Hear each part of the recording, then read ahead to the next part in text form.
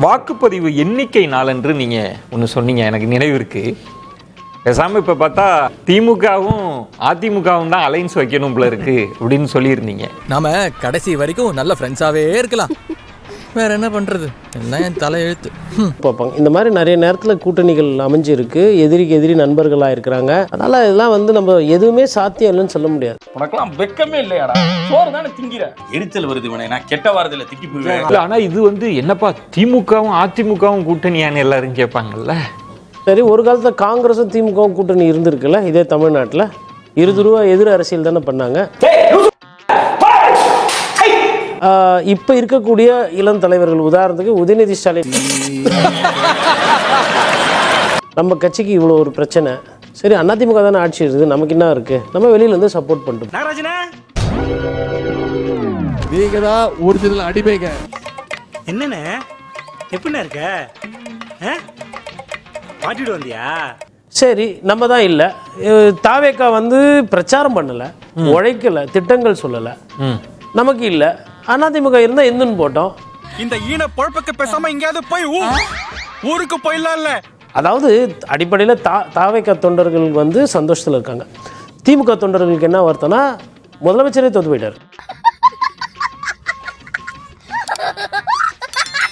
இன்னொன்னுங்க, ரஜினி சாரும் முதலமைச்சரும் சந்திக்கிறாங்க, ரைட்டுங்களா?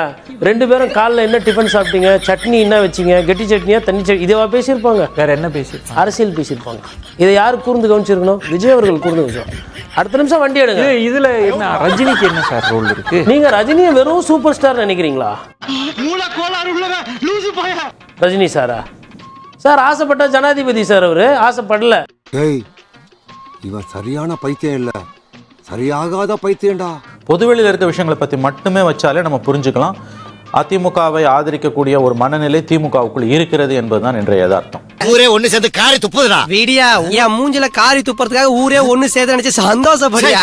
சுருக்கமா சொல்றதுன்னா, ஒருவேளை அதிமுகவை ஆதரிக்கக்கூடிய முடிவை திமுக எடுக்குமே ஆனால் அது பிஜேபியை ஆதரிக்கக்கூடிய முடிவு. நீ லவ் பண்ணா நான் லவ் பண்ணா எனக்கு மொத்தத்துல அந்த குடும்பம் உருப்படாம போனோம், அதான் ஏன் லட்சியம். ஏன்னா இந்த அண்ணா திமுக, அமித்ஷாவோட அண்ணா திமுக நீங்க தான் சொன்னீங்க. அது வேற வாய், இது நாரவாய். ஓகே, பிஜேபியோட ஒரு எம்எல்ஏவை தவிர்த்துட்டு ஏடிஎம்கே இருக்கக்கூடிய 47 எம்எல்ஏஸ் ஆதரிக்கக்கூடிய ஒரு முடிவை ஒருவேளை திமுக எடுக்குமே ஆனால் அது அதிமுகவை எடுக்கக்கூடிய முடிவல்ல, ஆதரிக்கக்கூடிய முடிவல்ல, அது பாஜகவை ஆதரிக்கக்கூடிய முடிவு.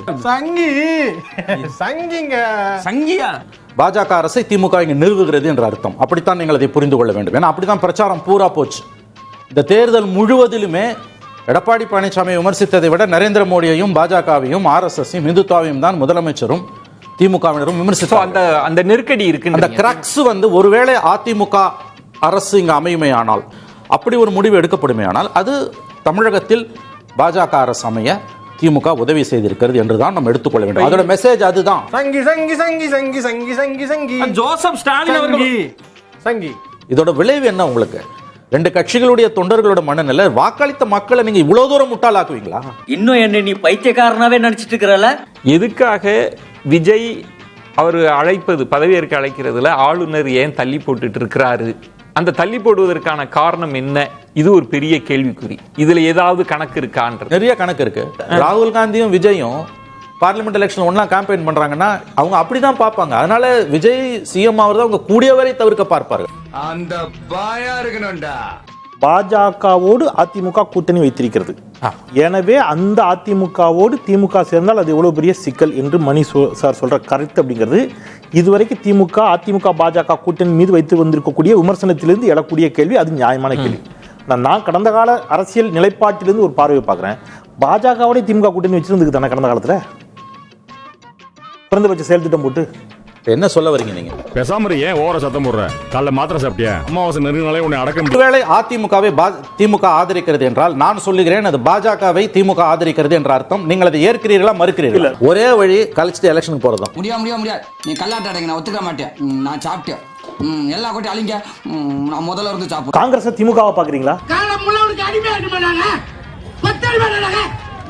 நானே கேக்குறேன். காலம் முள்ள நாங்க சாஸ்திரம் எழுதி கொடுத்தோமா? நாங்க திமுக அடிமை எழுதி கொடுத்தோமா? ஜெயலலிதா அம்மா வந்து அதிமுக கூட கூட்டணி வச்சிருக்காங்க, பாஜக கூட கூட்டணி வச்சிருக்காங்கல்ல. அதே ஜெயலலிதா மேடம் வந்து மோடியா லேடியான்னு கேட்டாங்கல்ல. சரி, திமுக பாஜக கூட கூட்டணி வச்சிருந்துச்சுல்ல.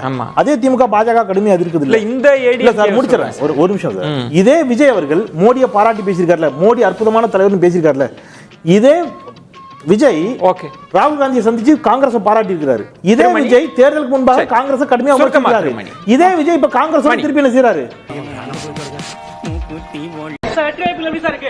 சூப்பரா இருக்கு. 234 வெற்றி பெறுவீங்களா? 234 வெற்றி பெறுவோம். Okay sir, thank you sir.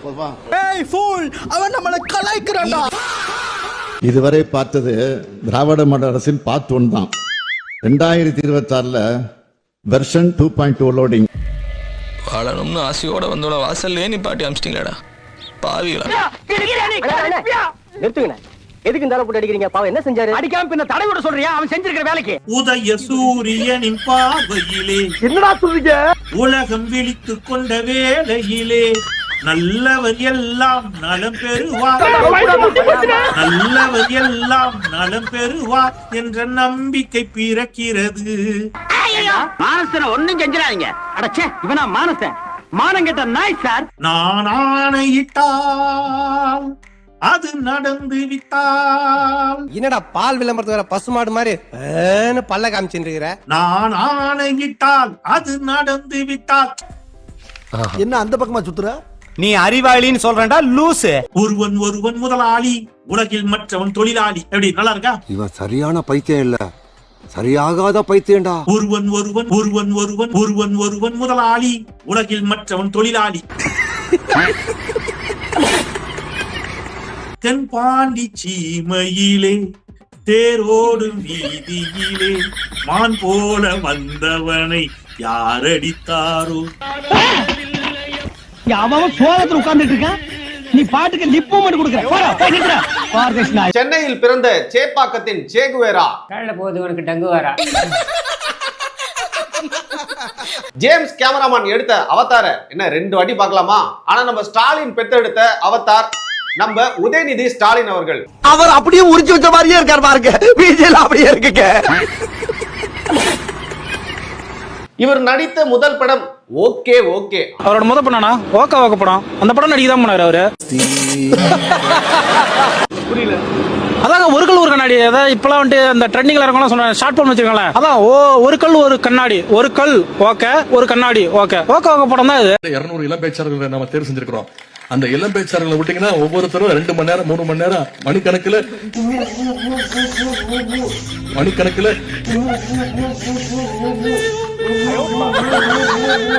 கொள்கைகளை பத்தி பேசும்போது கொள்கையற்ற கும்பலுடைய ஆபத்தை பற்றி இங்க பேசியவங்க கொள்கை என்ன? கருணாநிதி வாழ்க, ஸ்டாலின் வாழ்க, உதவாநிதி வாழ்க, இன்பநிதி வாழ்க, துன்பநிதி வாழ்க, அதுக்கப்புறம் வர கயமை நிதி வாழ்க, கருமாதி நிதி வாழ்க.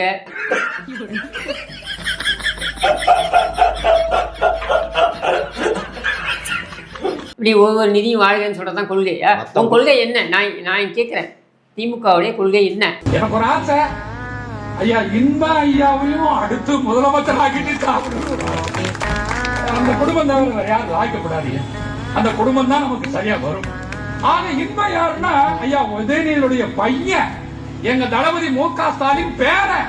அவர் இந்த நாட்டுக்கு முதலமைச்சரா வருவார். இதுக்கு ஒரு 4 பேர்த்த மூத்திரத்தை வாங்கி மடக்கு குடிக்க வேண்டியதானே? ஏன்டா இந்த வேலை பாக்குறீங்க? யார மூத்திரத்தை குடிக்க சொல்ற? உன்னதான் குடிக்க சொல்றேன். உதவாநிதி வாழ்கன்னு சொல்றதுதான் உன் கொள்கையா? இந்த கொள்கையை அடிப்படையாக வைத்துத்தான் அண்ணா அந்த கட்சியை ஆரம்பித்தாரா? கொள்கையை பத்தி நீ எல்லாம் பேசலாமா? எந்த கொள்கையின் அடிப்படையில கக்கூஸ் எல்லாத்தையும் சுரண்டி தின்றீங்க? எந்த கொள்கையின் அடிப்படையில ஊர்ல இருக்கிற நிலத்தை எல்லாம் அபகரிக்கிறீங்க? எந்த கொள்கையின் அடிப்படையில இங்க இருக்கிற ஒவ்வொரு கான்ட்ராக்ட்லயும் கொள்ளையடிக்கிறீங்க? இதான் உன் கொள்கையா? என்ன கொள்கை உன் கொள்கை? நீ கேட்ட ஒவ்வொரு கேள்வி என்ன செருப்பால் அடிச்ச மாதிரி இருக்குடா. ஒரு நல்லா மாட்டிக்கிறானுங்க, ஒரு கருப்பு பேண்ட், ஒரு வெள்ளை சட்டை மாட்டிக்கிட்டு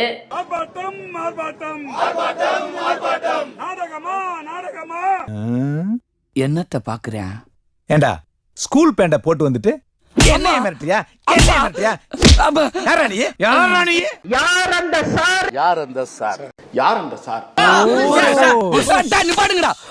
செல்லம் ராஜா யார் அந்த சார்? அண்ணன்ட்ட ஒரு வார்த்தை சொல்லிருக்கலாம்ல.